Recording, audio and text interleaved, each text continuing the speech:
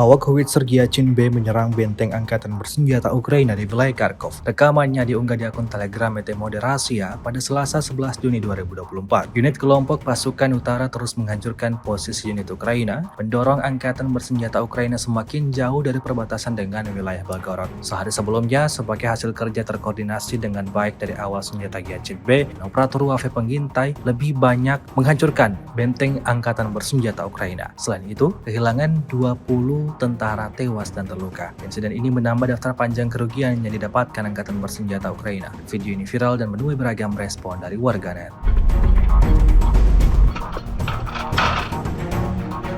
Готовности один огонь.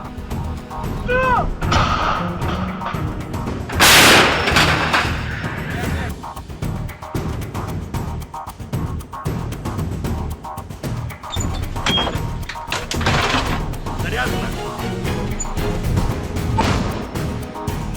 Выстрел!